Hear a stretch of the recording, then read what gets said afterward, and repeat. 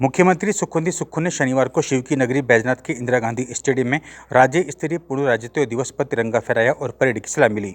इस अवसर पर मुख्यमंत्री सुक्खू ने बैजनाथ के लिए 70 करोड़ से अधिक की विकास परियोजनाओं के शिलान्यास और उद्घाटन किए, लेकिन प्रदेश के लाखों कर्मचारियों और पेंशनरों को महज मायूसी मिली।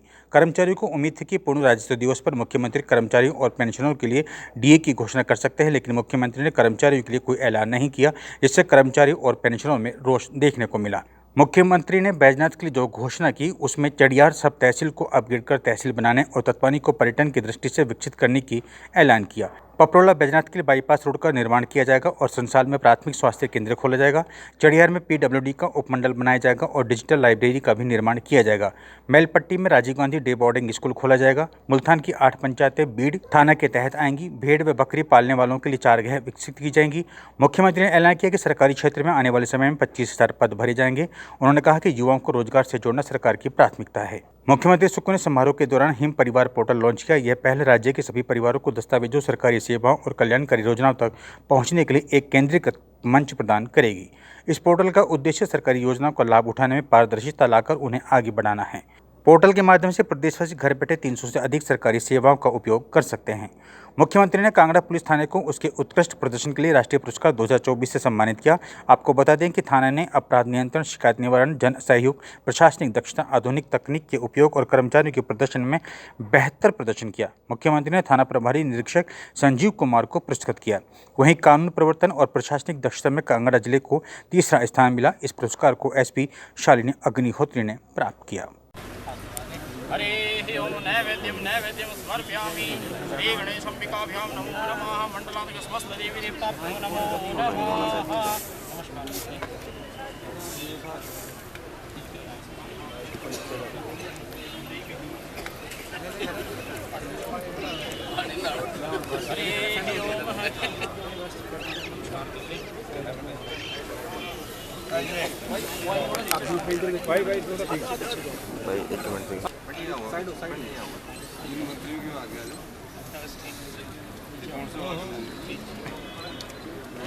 नहीं चला।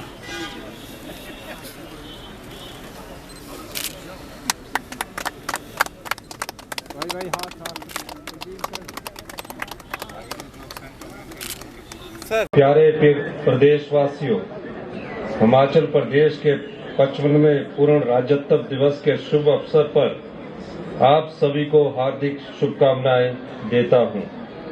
25 जनवरी 1971 को तत्कालीन प्रधानमंत्री श्रीमती इंदिरा गांधी जी ने शिमला के ऐतिहासिक रिज से हिमाचल को पूर्ण राज्य का दर्जा प्रदान किया, जिसके बाद यह भारत का 18वां राज्य बना। हिमाचल प्रदेश को पूर्ण राज्य का दर्जा दिलाने में सभी प्रदेशवासियों का भरपूर सहयोग और योगदान रहा।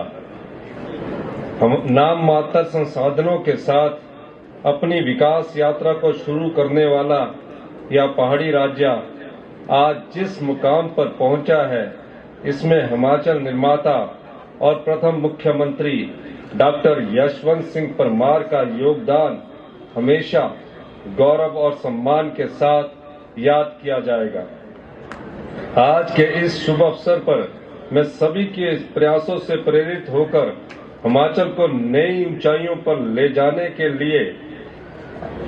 जाने का अपनी सरकार का संकल्प दोहराता हूं। मेरी सरकार के लिए सत्ता सुख का नहीं बल्कि सेवा का साधन है। पिछले 2 वर्षों में हमने एक और जहां हिमाचल को आत्मनिर्भर और सबसे समृद्धशाली राज्य बनाने की दिशा में समर्पित प्रयास किए हैं। वहीं राजनीतिक और आर्थिक चुनौतियों के साथ साथ इतिहास की सबसे बड़ी प्राकृतिक आपदा का भी मजबूती के साथ सामना किया। हमारी सरकार प्रदेश की राजधानी शिमला में 1600 करोड़ रुपए की लागत से दुनिया का दूसरा सबसे बड़ा रोपवे बनाने जा रही है। शिमला में world class ice and roller skating ring के साथ साथ वेलनेस सेंटर भी बनाए जाएंगे। पर्यटन से जुड़े इन सभी प्रोजेक्ट्स का निर्माण कार्य अगले 2 वर्ष में पूरा कर लिया जाएगा। प्रदेश में 16 हेलीपोर्ट का निर्माण कार्य प्रगति पर है। हम रोपवे के निर्माण से पर्यटन उद्योग को बढ़ावा दे रहे हैं। हमने सड़कों और पुलों के निर्माण में तेजी लाई है। पिछले 2 साल में 1377 किलोमीटर लंबी सड़कों और 116 पुलों का निर्माण किया गया है।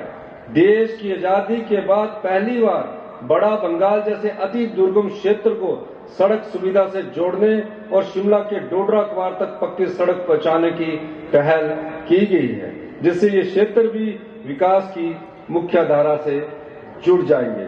अनाथ बच्चों, बेसहारा महिलाओं और वृद्ध जनों को सहारा देने के लिए मुख्यमंत्री सुख आश्रय योजना शुरू की गई है तथा 6000 बच्चों को चिल्ड्रन ऑफ द स्टेट के रूप में अपनाया गया है। हिमाचल प्रदेश अनाथ बच्चों और बेसहारा वर्गों को सहारा देने के लिए कानून बनाने वाला देश का पहला राज्य बना। हाल ही में प्रदेश सरकार ने 23 चिल्ड्रन ऑफ द स्टेट को चंडीगढ़, दिल्ली और गोवा के भ्रमण पर भेजा, जिसके लिए उन्हें हवाई यात्रा की सुविधा प्रदान करने के साथ साथ हिमाचल भवन और 3 स्टार होटल में ठहराया गया।